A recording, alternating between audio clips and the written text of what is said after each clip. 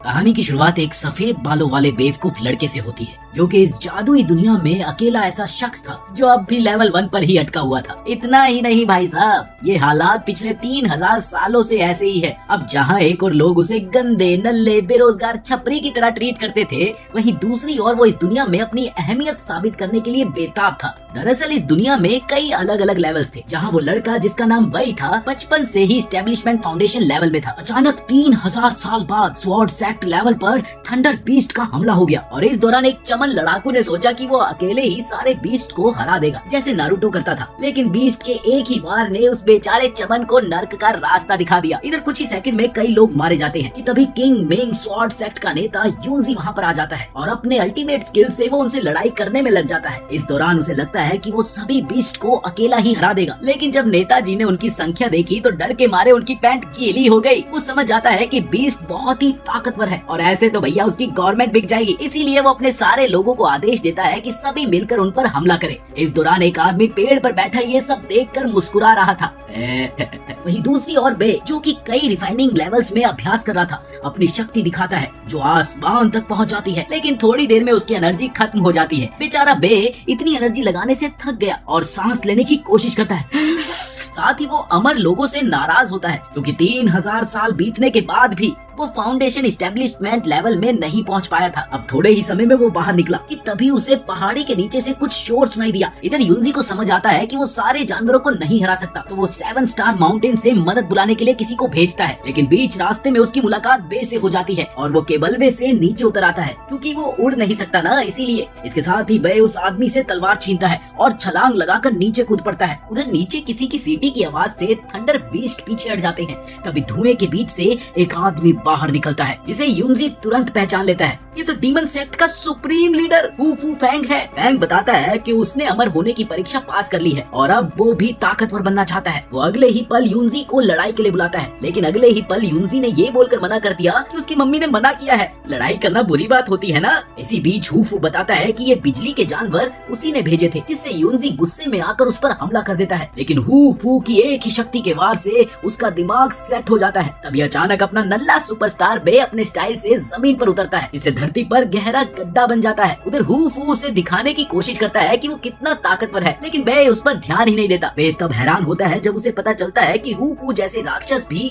उस लेवल में पहुंच चुके हैं जहां वो अब तक नहीं पहुंच सका। हू फू की बातें उसे गुस्सा दिला देती है और फिर अगले ही पल दोनों के बीच में जबरदस्त लड़ाई शुरू हो जाती है। बे के हमले इतने तेज थे कि वो हू फू को हवा में उड़ा देता है। इधर ये खतरनाक सीन देखकर यूजी बेहोश हो गया। उसे ये विश्वास ही नहीं हुआ कि बे जैसे नल्ले ने हू फू को हरा दिया था। लेकिन उधर गुस्से की बजाय हू फू बे से ट्रेनिंग मांगता है, जिसे बे तुरंत मना कर देता है। उसका कहना था कि एक तो वो खुद अभी उड़ नहीं सकता और उसके साथ ही उसे अपनी जिंदगी बढ़ाने के लिए अभी भी उसे शिलाजीत की गोलियां खानी पड़ती है। वहीं हू फू बे को बताता है कि उसके फाउंडेशन इस्टेब्लिशमेंट लेवल का राज उसके पास है। बस फिर क्या था, ये सुनते ही बे तुरंत उसका हाथ पकड़कर उसे साथ ले जाता है। दरअसल हू फू घंटा कुछ नहीं जानता था, वो तो बस उसकी एक स्कीम थी जो काम कर गई। उधर यूजी को नुकसान की भरपाई की चिंता होने लगी थी, लेकिन बे की घूरती नजरें देखकर हू फू वादा करता है कि वो 2 गुना हर्जाना देगा, जिससे यूजी उस सीक्रेट मैसेज को हिंदी में ट्रांसलेट करने के लिए मान जाता है, जिसकी खबर बे को चाहिए थी। कि तभी अचानक वहाँ एक जू लैंग नाम का भूत आ जाता है जो कि हेड्स लेवल से आया था। उसने बे को धमकी दी थी कि उसने पिछले 3000 सालों से कुछ नहीं उखाड़ा, इसलिए अब बस बहुत हुआ, वो उसके साथ चले। लेकिन इस पर बे उसे ये कहकर मना कर देता है कि अभी तो उसकी उम्र ही क्या है। ये सुनकर जू लैंग गुस्से से आग बबूला हो गया और उसने ये ऐलान किया कि अगर बे उससे हार गया तो वो उसे नरक की दुनिया में ले जाएगा। वहीं दूसरी ओर यूजी के पूजा पाठ करने पर बे उससे कहता है कि ये सब बेकार है। इसके साथ ही यूजी उसे उसकी जड़ी बूटियां देते हुए टूटे हुए छत को ठीक करने को कहता है। जा छत को ठीक करके आ। और ये छत वही थी जो कि उसने जू लैंग से लड़ते हुए थोड़ी सी तोड़ दी थी। दरअसल लड़ाई के दौरान बे ने जू लैंग को ऐसी लात मारी कि उसे तो दिन में तारे ही दिख गए। इसके बाद बे खुद लड़की में बदलकर यूजी को अपनी ट्रांसफॉर्मेशन स्किल्स दिखाता है और फिर एक जहां यूजी बे के लिए कैलेस्टियल हर्ट हब ढूंढने निकल पड़ा था, वहीं दूसरी तरफ बे उड़ने की कोशिश में तलवार पर चढ़ता है, लेकिन एक बार फिर से नीचे गिर जाता है। अब वो ठान लेता है कि उसे किसी भी हाल में फाउंडेशन लेवल तक पहुंचना ही है। इस दौरान कुछ मजबूत लड़ाके बे को आता देख छिप जाते हैं क्योंकि उन्हें लगता है कि वो कोई ताकतवर इंसान है। इसी बीच जैसे ही वो लोग उस पर हमला करने वाले होते हैं, तभी एक बच्चा आकर उन्हें बुरी तरह से पीट देता है।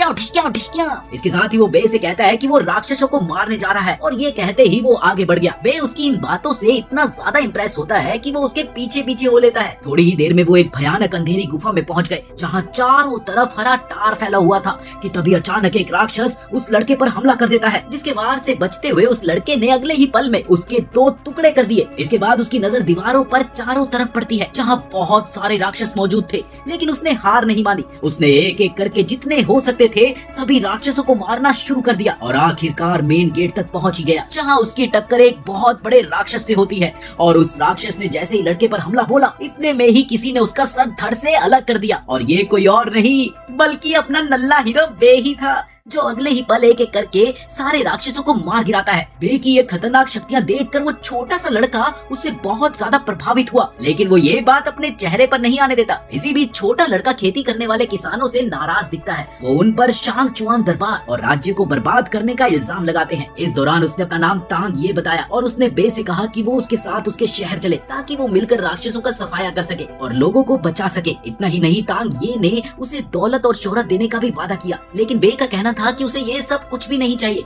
बस एक बार डोसा इडली सांभर चटनी मिल जाए तो मजा आ जाए। इधर खाने के दौरान तांग ये लगातार बे को खाने से रोकता है क्योंकि उसे शक था कि डिलाइट हाउस की चुड़ैलों ने कहीं अपने जादू से खाना बिगाड़ ना दिया हो। इसी बीच वहाँ एक औरत आती है जिसका नाम शू जियांगशू था। वो ब्लेस्ड सेक्ट की प्रमुख थी और ये वही औरत थी जिसने हुंग फू को एक रहस्य बताया था ताकि वो उसे बे तक पहुँचा सके। इसके साथ ही वो ये भी बताती है कि ये कोई पहली बार नहीं है जब उसे राक्षसों की बढ़ती संख्या के लिए फंसाया गया है। इसी बीच तांग ये के चले जाने के बाद से सू बाई से गंदी बात करने की कोशिश करती है, लेकिन वो घबरा कर वहाँ से चला जाता है। अगले दिन बे को बताया जाता है कि सारी जड़ी बूटियाँ अफसरों ने खरीद ली है। इस दौरान वो चुपके से 2 अफसरों की बातचीत भी सुन लेते हैं जो लीवी परिवार के एक कमजोर लड़के के बारे में बात कर रहे होते हैं। इसी बीच जब वो अफसर वहाँ से निकलने ही वाले होते हैं तभी एक बच्चा उनके पास खाने के लिए भीख मांगता है। कुछ खाने के लिए दे दो ना। दरअसल वो ये नहीं जानते थे कि वो बच्चा असल में कोई और नहीं बल्कि बे ही है जिसने अपना भेष बदला हुआ है। इधर शांग चुआन राज्य में वर्कशिप सेरेमनी की तैयारियां हो रही थी। इस दौरान राज्य के ग्रैंड मास्टर सीमा राजा के पास खड़े होते हैं जबकि एक आदमी राजा का स्केच बना रहा होता है जिसमें राजा सेक्सी सू के साथ योगा करते दिख रहे थे। इसी बीच राजा नया रोब पहनता है जिसे सीमा तुरंत बदलने को कहता है क्योंकि उसका मानना था कि सब कुछ परफेक्ट होना चाहिए। ये सुनते ही राजा तुरंत आदेश देता है कि राज्य से और लोग बुलाए जाए। इधर 2 कर्मचारी गुस्से और चिंता के साथ वहाँ से जाते हैं क्योंकि उन्हें सीमा की हरकतें अच्छी नहीं लगती। उन्हें पता था कि वो राजा के कान भरता है, लेकिन अचानक वो बीच रास्ते में ही रुक गए क्योंकि सबसे बड़ी राजकुमारी तांग रुई उनके रास्ते में आ जाती है। अब इधर दूसरी ओर बे महल में जासूसी कर रहा होता है और राजकुमारी को देखकर चौंक जाता है क्योंकि वो बहुत हद तक हूबहू उस छोटे लड़के जैसी दिखती है जिससे वो पहले मिला था। उधर राजकुमारी अपने पिता से गुजारिश करती है कि वो पूजा समारोह ना करवाए क्योंकि हर बार इसका बुरा अंजाम हुआ है, लेकिन राजा सू जियांगशू के प्यार में अंधा हो चुका था और वो उल्टा राजकुमारी को ये समझाने लगता है कि उसे सीमा से शादी कर लेनी चाहिए। ये सुनकर रुई गुस्से में आ जाती है और सीमा पर आरोप लगाती है कि वो एक साधु है और उसके मन में बुरी मंशा है। इसी बीच सीमा राजकुमारी को एक गुलाब का फूल देता है जिसे वो गुस्से में फेंक देती है। हालांकि फूल का कांटा उसकी उंगली में चुभ जाता है जिससे उसका खून निकल गया, जिसे रानी नजरअंदाज करके वहाँ से चली जाती है। इधर देर रात बे अपने असली रूप में गार्ड से बचता हुआ शाही समाधियों वाले कमरे में घुस गया जहाँ वो समाधियों की खोज करते हुए और कई सारी चीजों को इकट्ठा करता है जैसे नाइट पर। इसके बाद वो सांप के आकार वाली तलवार को देखता है, लेकिन जैसे ही वो उसे उठाता है अचानक ही उस पर कई तीर एक साथ बरसने लगते हैं, लेकिन तभी कोई उसे एक गुप्त दीवार के अंदर खींच लेता है। इधर आ। इस दौरान जब बे की नजर ऊपर की ओर गई तो उसने देखा, अरे ये तो वही छोटा लड़का तांग ये है जो सामने खड़ा है। दोनों एक दूसरे को देखकर चौंक जाते हैं। अब इधर तांग ये बताता है कि शाही समाधियों का हाल ही में हुई ज़ोंबी घटनाओं से कोई ना कोई संबंध तो है। धीरे धीरे वो दोनों एक बड़े से दरवाजे की ओर सीढ़ियां चढ़ते हैं जहां दरवाजा खुलने पर उन्हें एक और कब्र दिखती है जो कि उनके साम्राज्य के सम्राट की समाधि थी। और सबसे डरावनी बात ये थी कि वो समाधि 100 साल पुरानी होने के बावजूद भी बिल्कुल साफ और चमचमाती हुई थी। तभी उनकी नजर नीचे की ओर गई और देखते ही देखते उनके चारों ओर लाल पैटर्न बन गए, जिसे देखते ही बे पहचानता है कि ये खून चूसने वाली जादुई संरचना है जो कि बहुत ही खतरनाक है। वो कहता है कि उन्हें तुरंत वहाँ से निकलना चाहिए, लेकिन तांग ये उसकी बात नहीं मानता और अपने राज्य को बचाने के लिए ताबूत को जलाने की कोशिश में लग जाता है, जिससे बे को अब ये पूरा यकीन यकीन हो जाता है कि तांग ये असल में राजकुमारी है, लेकिन वो इनकार करते हुए कहती है कि मैं एक पुरुष हूँ। इसके बाद बे जबरदस्ती उसे नाइट पर्ल खिलाता है, जिससे वो गहरी नींद में चली जाती है। इधर वापस डिलाइट हाउस पहुँचने के बाद राजकुमारी को रस्सियों से बांध दिया गया। वहीं बे और सू जियांगसू ये सोच रहे होते हैं कि आखिर उस जादुई संरचना को कैसे तोड़ा जाए। राजकुमारी उनकी अजीब अजीब सलाहें सुनकर गुस्से में पागल हो जाती है और आखिरकार रस्सियां तोड़ देती है। वो उन पर चिल्लाते हुए कहती है कि अगर उन दोनों में से किसी ने भी उसके पिता को नुकसान पहुंचाया तो वो उसकी गुद्दी नाप देगी। अब इससे ये साफ हो जाता है कि वो सच में श्यांग च्युआन राज्य की राजकुमारी है। उसके बाद राजकुमारी और सू जियांगसू के बीच एक लंबी बातचीत होती है, जहाँ सू उसे अपनी पीठ पर लगा गहरा जख्म दिखाती है, जिसे देखकर राजकुमारी पूरी तरह से चौंक गई। अब थोड़ी ही देर में सू बे को वापस बुलाती है और जहाँ वो दोनों राजकुमारी को रोते हुए पाते हैं, लेकिन आखिरकार वो उनके प्लान से सहमत हो जाती है। अगले दिन रूवई अपने पिता से वादा करवाती है कि वो उसकी शादी में दखल नहीं देगा, वरना वो सू को राज्य से बाहर भेज देगी, जिससे राजा खुशी खुशी वादा कर देता है। इसके बाद शू जियांगसू राजकुमारी को अपनी जिंदगी की सच्चाई बताती है कि असल में वो एक इंसान और एक राक्षस राजा की संतान है। दरअसल हजारों साल पहले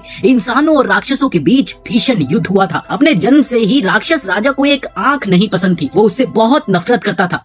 उसका मानना था कि उसे जन्म लेना ही नहीं चाहिए था। अब राजा इतना दुष्ट और निर्दयी था कि वो हमेशा सू और उसकी माँ को मारता पीटता रहता था और फिर आखिरकार सू की माँ ने अपनी जान देकर सू को बचाया। अब इधर सू राजा की इकलौती संतान थी, जिसने पूरी तरह से राक्षसी खून विरासत में पाया था। इसीलिए अब राक्षस राजा उसे फिर से राक्षसों की दुनिया में वापस लाना चाहते थे। इधर सभी बच्चे ताबूतों पर एक कतार में लेटे हुए होते हैं। उनके बीच बे भी एक साधारण बच्चे के भेष में छिपा हुआ था। इसी बीच जैसे ही गार्ड वहाँ से गए, बे अपने असली रूप में लौट आया और साथ ही उसने बच्चों पर जादुई धूल छिड़क दिया ताकि वो जाग जाए। इस दौरान उधर राज्य के लोग पूजा समारोह के लिए इकट्ठा हो चुके होते हैं, जहाँ ग्रैंड मास्टर सीमा मंच पर आकर समारोह की शुरुआत करता है। वो जमीन पर एक हल्की लात सी मारता है, जिससे तुरंत जमीन से एक सीढ़ी बाहर आती है। लेकिन जब लोग देखते हैं तो वहाँ कोई भी बच्चा नहीं दिखाई देता, क्योंकि बच्चे तो पहले ही जाग चुके थे और अगले ही पल वो बाहर आकर जश्न मनाना शुरू कर देते हैं। इसी बीच सू जियांगसू मंच पर आकर सीधे राजा को प्रपोज करती है और साथ ही बड़े टेढ़े लहजे में वो ग्रैंड मास्टर सीमा को कहती है कि वो जाकर राक्षस राजा को बता दे कि वो वापस राक्षसों की दुनिया में नहीं जाएगी। इधर बे भी अपने असली रूप में बदल जाता है, जिससे सीमा चौंक जाता है। पल भर में इतना सब देखकर सीमा गुस्से में ऊपर उठ जाता है और साथ ही अपनी असली पहचान सबके सामने ले आता है। असल में वो एक पेड़ राक्षस निकला जो सू को वापस ले जाने के लिए आया था। इधर राजा ये देखकर बेहोश हो जाता है। अब इस दौरान ये भी खुलासा होता है कि ग्रैंड मास्टर सीमा दरअसल राक्षस क्यों है,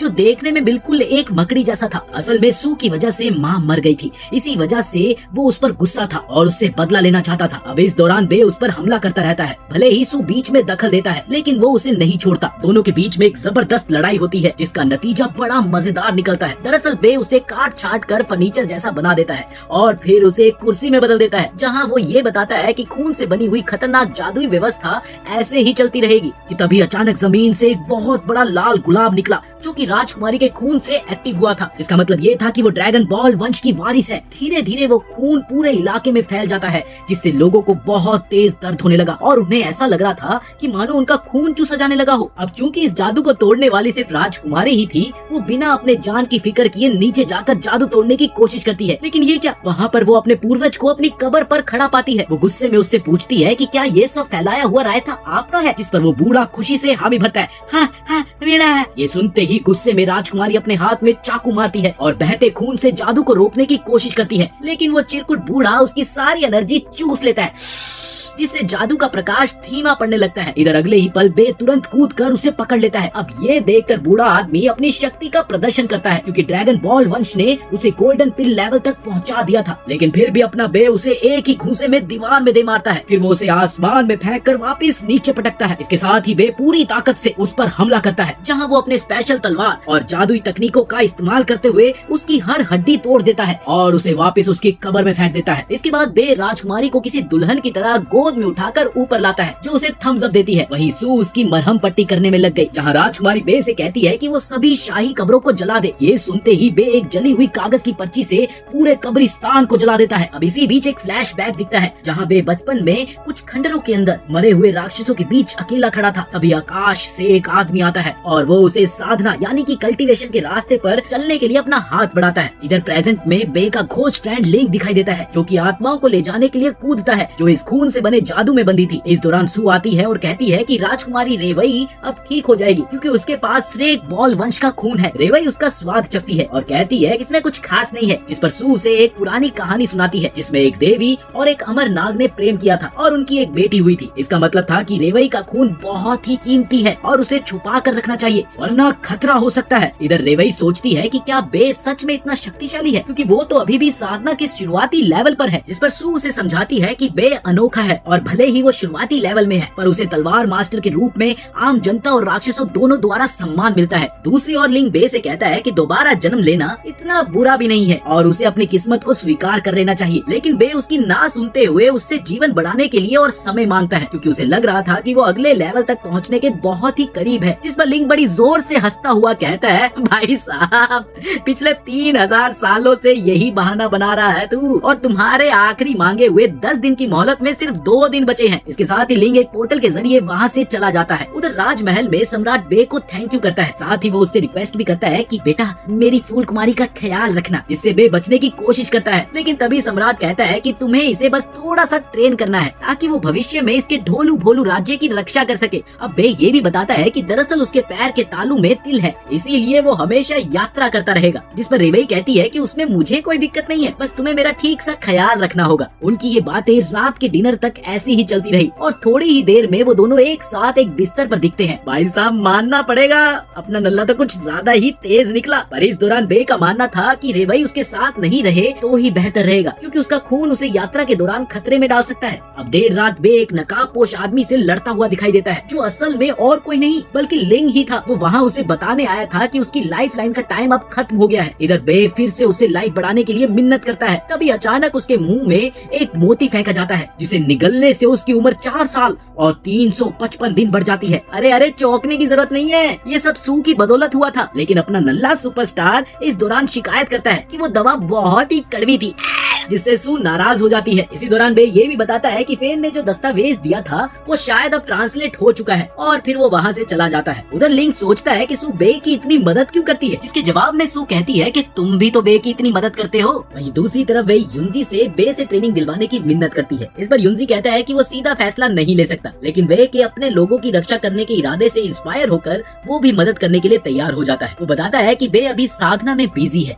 और कोई उसे परेशान नहीं कर सकता। इस दौरान युंजी ये भी बताता है कि हाल ही में उन पर थंडर बीस्ट ने हमला किया था, जिससे अब राज्यों में पैसों की कमी है। वो संकेत देता है कि अगर वे बे को कुछ उपहार भेजे तो शायद वो उसे मिलने देगा। बस फिर क्या था, ये सुनते ही वे इसके लिए बड़ी रकम भेजने को तैयार हो जाती है। अगले दिन युंजी बे को पहाड़ पर ले जाता है। हाँ, बे उसे देखकर भड़क जाता है और सब बड़ों को वहाँ से जाने के लिए कहता है क्योंकि वो वहाँ बस गप्पे सुनने आए थे। वो बताते हैं कि वो उपहार लेकर आए हैं, लेकिन बे सिर्फ उस ट्रांसलेटेड दस्तावेज में रुचि दिखाता है। इस दौरान बे वही को वापस भेजने की कोशिश करता है, लेकिन जब वो जाती नहीं तो बे उसे अपना गाइड बना लेता है। आगे बे वही से दस्तावेज का ट्रांसलेशन करवाता है, लेकिन उसका लिखा वो कुछ भी नहीं समझ पाता। जिस पर वही उसे समझाती है कि इसमें अमर होने की शक्तियों का जिक्र है जो जीवन और मृत्यु से मुक्त है, लेकिन इसमें ये नहीं लिखा कि बे कैसे अलग लेवल तक पहुंच सकता है। इस पर बे मानता है कि हुंग फू ने पत्थर पर लिखी बातें ठीक से कॉपी नहीं की होगी, इसीलिए वो खुद वहाँ पर जाकर उन्हें कॉपी करने का सोचता है। थोड़ी देर बाद वो बाहर ट्रेनिंग के लिए निकलते हैं, जहाँ अचानक फांग आ धमकता है। वो बिना कपड़े बदले ही वहाँ पर आ गया था। दरअसल वो ये सुनकर चौंक गया था कि बे उसे फिर से उसी खंडर जगह पर ले जाना चाहता है जहाँ फूंग पहले भी गया था। इस दौरान फूंग बताता है कि अरे बच्ची ने पत्थर की उस स्लेट को सही से कॉपी किया था, अभी फिर से ये शमशान में कहीं को जाना। लेकिन बे फिर भी उसे चलने के लिए मनाता है। उसका कहना था कि वो चाहता है कि उसके अगले लेवल तक पहुँचने की जर्नी वो भी देखे, और साथ ही वो वे से भी ये कहकर चलने को कहता है कि तुम्हारी ट्रेनिंग में भी हेल्प होगी और क्या पता थोड़ा प्रैक्टिकल भी हो जाए। अब शुरू में तो वे 2 मिनट सोचती है कि वो ऐसी खतरनाक जगह पर जाए या नहीं, पर जैसे ही बे उससे उसकी सिक्योरिटी की जिम्मेदारी लेता है वो तुरंत मान जाती है और इसके साथ ही अगले ही पल वो लोग उस खंडर जैसे वीराने की ओर बढ़ जाते हैं। इस दौरान वो रास्ते में कई अजीबोगरीब जानवरों से मिलते हैं, जिनमें से एक जानवरों का ग्रुप तो बहुत ही खतरनाक था, लेकिन अपना बंटई फांग के आगे किसी की कुछ चल सकती थी क्या। वो आसानी से उसे हरा देता है और आखिरकार वो उस जगह पर पहुँचते हैं जहाँ दूर दूर तक बस रेत ही रेत थी। इस दौरान वहाँ जमीन पर वही को कुछ बेहद ही अजीब पर प्यारी आंखें उगी हुई दिखती है, जो कि असल में खतरनाक ज़ॉम्बी था, जिसे फांग एक एक झटके में मार देता है। इधर इसी बीच वे घायल हो जाती है और उसके खून से एक जादू एक्टिव हो जाता है जो असली पत्थर की स्लेट को अचानक उनके सामने ले आता है। उस स्लेट को देखते ही बे बहुत ही ज्यादा खुश हुआ और अगले ही पल उस पे जो भी लिखा हुआ था उसे कॉपी करने में लग गया। अब इधर जैसे ही राजकुमारी ने उस स्लेट को छुआ तो अचानक वहाँ पर बहुत जोर से भूकंप आ गया और अगले ही पल उनके पीछे की ओर एक नई सिटी जमीन से ऊपर निकलती है। धीरे धीरे वो उसकी ओर बढ़ते हैं जहाँ उन्हें सब बहुत ही अजीब सा लगता है। दरअसल उस सिटी से लोगों की आवाजें तो आ रही थी पर कोई भी दिखाई नहीं दे रहा था कि तभी बे का दिमाग चलता है और उसे याद आता है कि डॉक्यूमेंट्स में भी कुछ इन्हीं बातों का जिक्र था। उसका मानना था कि क्या पता ये आवाजें उन्हीं लैंड इमोर्टल्स वाली आत्माओं की हो जो हेड्स लेवल में फंसे हुए थे। इसके बाद जब वो शहर में आगे बढ़ते हैं तभी देर रात उन्हें अचानक बहुत जोर की घंटियों की आवाज सुनाई देती है। इधर हुंग फुंग का मानना था कि जब तक हम राधा नाम नहीं लेंगे तब तक ये शोर बंद होने से रहा। इसके बाद बड़ी मुश्किल से खुद को कंट्रोल करके आखिर बे ने उस स्लेट का एक वर्ड कॉपी किया। अगले दिन ट्रेनिंग के दौरान बे राजकुमारी को स्पिरिचुअल एनर्जी की ताकत दिखाता है कि कैसे वो उसकी मदद से एक झरने के पानी को कंट्रोल कर रहा होता है। पहले तो राजकुमारी की कोशिश से बस एक पानी की बूंद थोड़ी सी हिलती है मगर थोड़ी ही देर में राजकुमारी ने उस स्किल में मास्टरी की और ये देखकर बे भी चौंक गया। वो उस झरने का बहाव और वेव्स बड़ी आसानी से कंट्रोल कर रही थी। इधर अपनी शक्तियों की मदद से राजकुमारी थोड़ी ही देर में बहुत सारे अलग अलग जानवर बनाती है। वहीं दूसरी तरफ कहीं किसी कारखाने में एक बूढ़ा आदमी भागता हुआ अपने बॉस लायन तक ये खबर पहुंचाता है, साहब जी उधर पता नहीं कहां से अचानक एक नया शहर आ गया, वो भी बहुत डरावना, कुछ तो करिए। और इसके बाद सभी लेवल से आए साधक उस जगह पर पहुंचते हैं लेकिन पता नहीं कैसे थोड़ी ही देर में सब गायब हो जाते हैं। अब इधर वे लगातार आगे बढ़ते हुए रिफाइनिंग के 7वें स्टेज तक पहुंच जाती है और जल्द ही वो फाउंडेशन एस्टेब्लिशमेंट लेवल तक भी पहुंच जाएगी। इस पर पास खड़ा बे बुरी तरह से जल भुन गया। वो शिकायत करता है कि आखिरकार कैसे वे 3 दिन में फाउंडेशन एस्टेब्लिशमेंट लेवल तक पहुंच गई जबकि वो खुद इसे पार करने के लिए पिछले 3000 वर्षों से कोशिश कर रहा है। अब उधर जवान लड़ाई करना शुरू तो कर देते हैं लेकिन बूढ़ों को अभी भी ऐसा लगता है कि दूसरी टीम कुछ ज्यादा ही मजबूत है। इसी बीच अचानक आसमान से बहुत सारे बीस्ट एक साथ आ धमकते हैं जिसके साथ ही एक वेव धमाका होता है और अचानक सारे के सारे जवान उनके वश में हो जाते हैं। उनकी आंखें बुरी तरह से लाल हो चुकी होती है और अगले ही पल उनके कदम सिटी की ओर ये कहते हुए बढ़ने लगे कि राजा को मारो। इसी बीच अचानक हजारों तीर उनकी दिशा में छोड़े जाते हैं जिसके लिए रेन एक बैरियर तैयार करता है लेकिन ये क्या, थोड़ी ही देर में रेन को पकड़ लिया जाता है और उसके शरीर को एक बुरी शक्ति अपने साथ बंधक बनाकर ले जाती है। इधर बे अभी भी उसी बात पर अटका हुआ था कि वे 3 दिन में फाउंडेशन एस्टेब्लिशमेंट लेवल तक कैसे पहुंच गई जबकि वो खुद 3000 वर्षों से कोशिश कर रहा था। इस पर वे उसे बताती है कि जो लोग बड़े लेवल को पार करने के बाद भी अमर नहीं बन पाए वो अब धरती पर अमर हो गए हैं और साधकों के दिमाग को कंट्रोल कर रहे हैं। वही आगे ये भी बताती है कि ड्रैगन बॉल का ब्लड एशियंट सिटी को एक्टिव कर सकता है। इसका मतलब ये है कि पूजा समारोह वाले दिन उन्होंने लैंड इमोर्टल्स को भी एक्टिव कर दिया है। इसके बाद वो सब नीचे पहाड़ी से उतरकर अलग अलग पार्टी के उन सभी नेताओं से मिलते हैं जिनके सैनिक गायब हो गए हैं। इस दौरान एक राक्षसी एरिया का आदमी नक्शे पर बताता है कि आखिर वो सिटी है कहाँ। इधर लायन रेन के लिए बहुत परेशान होता है जिसे देखकर सभी उसे दिलासा देते हैं, कुछ नहीं होता, सब ठीक हो जाएगा। वे सबकी बातें ध्यान से सुनता है और बताता है कि वो नगर अक्सर अपनी जगह बदलता रहता है। इसी बीच लायन बे से गिड़गिड़ाकर अपने भाई बहन रेन को बचाने की प्रार्थना करता है क्योंकि उसे अपने भाई का दर्द महसूस हो रहा था और इस दौरान वही एक जादू से उस सिटी की सही स्थिति का पता लगा लेती है। जिसके बाद सभी वहाँ पर पहुँचते हैं जहाँ कई राक्षसी पार्टी के गुरु और शिष्य बे का इंतजार कर रहे थे। उधर लायन परेशान था कि क्या वो अपने भाई को बचा पाएगा लेकिन तभी हुंग फू उसे आकर भरोसा दिलाता है कि बेडू डोंट टेक टेंशन, जब तेरे पास है बे वाला पेंशन। हालांकि सू और उसकी चेली हुंग फू के इस बात का मजाक उड़ाती है। इसी बीच सू की चेली बे से जुड़ने की जिद करती है जिससे सू नाराज हो जाती है। अब इस बीच धूल उड़ाता हुआ बे नगर के अंदर प्रवेश करता है जहाँ एक अजीब तरह का सन्नाटा पसरा हुआ था। इस दौरान जमीन से अचानक एक पागल सैनिक निकलकर उस पर हमला कर देता है। अब बे उसे लड़ने का मन बनाता ही है कि अगली नजर में उसे वो बहुत सारे दिखने लगते हैं। दरअसल वो चलती फिरती लाशें थी जिसे बे रोकने की कोशिश करता है लेकिन संख्या बहुत अधिक होने की वजह से वो एक ही छलांग में उन्हें राख और हड्डियों में बदल देता है। अब उधर उल्टा लटका रेन किसी के आने पर खुश हो जाता है लेकिन वो अभी भी उस दुष्ट शक्ति के वश में था जो उसके इमोशंस को दबा रही थी। वहीं दूसरी तरफ बे सभी को मारता हुआ रास्ता बनाते हुए आगे बढ़ता है, साथ ही वो मरे हुए लोगों को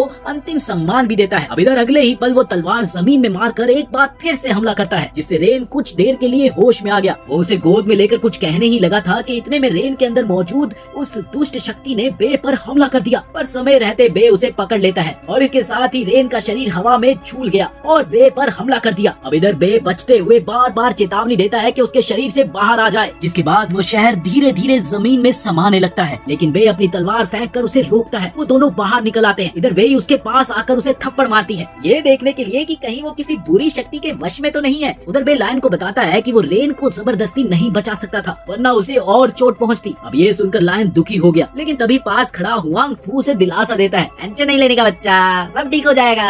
अब इस दौरान बे लायन से पूछता है कि क्या कोई ऐसा भी था जो शहर से बाहर निकल पाया। अब ये सुनकर वो उसे एल्डर ली के बारे में बताता है। इधर रेन एक राक्षस से विनती करता है जिसने काला पर्दा पहने हुआ था कि वो उसे मार डाले क्योंकि वो बंधा हुआ है। लेकिन इस पर वो राक्षस अपनी योजना बताता है। वो चाहता है कि वो रेन को चोट पहुंचाए ताकि और भी शक्तिशाली साधक उसे बचाने के लिए आए और फिर वो सब के सब शेर वंश के पुतले बन जाए। लेकिन जब वो दुष्ट आदमी सुनता है कि वो बे को हरा नहीं सकता तो वो गुस्से में रेन को चाकू घोंप देता है और ठीक उसी समय इधर लायन को भी वही दर्द महसूस होता है। इसके बाद लायन एल्डर से मिलने जाता है जो दरअसल बीमार होने का नाटक कर रहा था। वो पूछता है कि क्या उसे कुछ याद है। इस पर एल्डर कुछ बोलता नहीं बल्कि उससे माफी मांगने लगता है। तभी राजकुमारी और ह्यूंग फू की चेली भी अंदर आते हैं और वो दोनों उसे जियांग सूप ऑफर करते हैं जिसे वो मना कर देता है, लेकिन वो नहीं मानते और उसे जबरदस्ती पिला ही देते हैं क्योंकि असल में वो एक ऐसी दवाई थी जो उसकी याददाश्त लौटाएगी। इस दौरान चेली लॉयन से पूछती है कि उसे कैसे पता चला कि ये आदमी नकली है। अभी लॉयन का रूप बदलता है और वो बे बन जाता है। वो बताता है कि उसे याद नहीं कि उसने कैसे पहचाना, बस यही तो उसका टैलेंट है। वो उसकी पूछताछ शुरू करते हैं जहाँ वो आदमी बताता है कि वो एक लैंड इमोर्टल है, जिसे सुनकर सब लोग चौंक जाते हैं। फिर वो सच बताता है कि राजकुमारी ने रेन को पकड़ लिया है और सम्राट को मारकर शांग वंश को फिर से जीवित करने की योजना बना रहे हैं। इसी बीच खोपड़ी वाला प्राणी उस दुष्ट आदमी का मजाक उड़ाता है और उसे उसकी बुराइयों के लिए कोसता है क्योंकि वो सभी अब केवल आत्माएं हैं। फिर पता चलता है कि ये प्राचीन शहर असल में विजडम इमोर्टल द्वारा बनाया गया एक महल है और वही खोपड़ी असल में इमोर्टल है। इसके साथ ही बे और दोनों लड़कियां नकली एल्डर से पूछताछ खत्म करती है, जहाँ नकली एल्डर लिंग को बुलाता है और वो अचानक हवा में प्रकट हो जाता है जिससे वे डर जाती है। अब इस दौरान लिंग वे को कहता है कि वे को काबू में रखे क्योंकि बहुत सी बुरी आत्माएं उसकी फिराक में घूम रही है। इसके साथ ही वो उस आदमी की आत्मा चूस लेता है, लेकिन इससे पहले कि वो आत्मा भागने की कोशिश करती वो उसे कैद कर लेता है।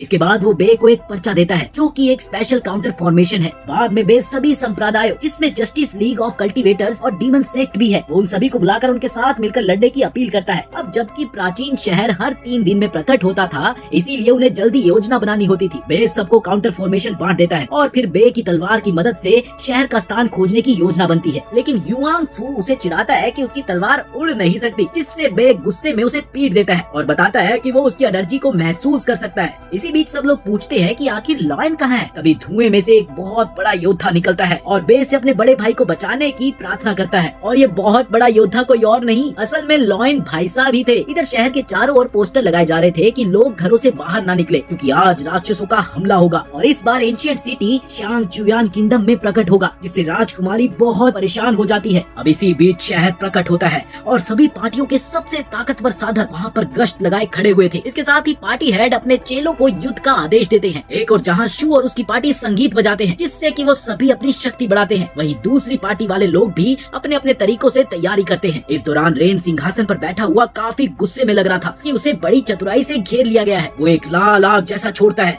जो कि पूरे राज्य में फैलने लगती है। इसी बीच कंकाल सैनिक वहाँ से निकलकर चारों ओर फैल जाते हैं। इसके साथ ही यूंजी सबको हमला करने का आदेश देता है और पूरी साधक सेना कंकाल सैनिकों का सफाया करने में लग जाती है। फिर सू के आदेश से कंकाल जम जाते हैं जिससे उन्हें मारना आसान हो जाता है। फिर बुरी आत्माएं भी हमला करती है लेकिन उन्हें भी जल्दी हरा दिया जाता है। इधर बे और वही जमीन से सब कुछ देख रहे होते हैं कि तभी वही को ऊपर भेजा जाता है ताकि वो बाकी साधकों की मदद करे। उधर लॉयन अपने विशाल अवतार में आता है लेकिन बे उसे रोक लेता है। इधर जब रेन और राजकुमार देखते हैं कि उनकी सेना तबाह हो रही है तो वो गुस्से में खुद लड़ने के लिए निकलते हैं। रेन साधकों को पकड़कर मारने लगता है जिससे साधक तितर बितर हो जाते हैं। अब युंजी दूसरों को मदद करने के लिए भेजता है जबकि वो खुद रेन को रोकने का डिसीजन लेता है। जैसे ही राजकुमार युंजी पर हमला करने वाला होता है तभी लॉयन बीच में आकर हमला झेल लेता है क्योंकि लॉयन जानता था कि जो चोट वो खुद खाएगा वो राजकुमार को भी लगेगी। इसके साथ ही दोनों भाई एक भयंकर युद्ध में भिड़ जाते हैं जिसमें रेन उसे धोखा देने की कोशिश करता है। क्या लॉयन उसके इस धोखे से बच पाएगा? जानने के लिए चैनल को सब्सक्राइब कर लो। अगर वीडियो अच्छी लगी हो तो लाइक करना और इसका नेक्स्ट पार्ट जल्दी आ जाएगा। तो मिलते हैं अगली वीडियो में।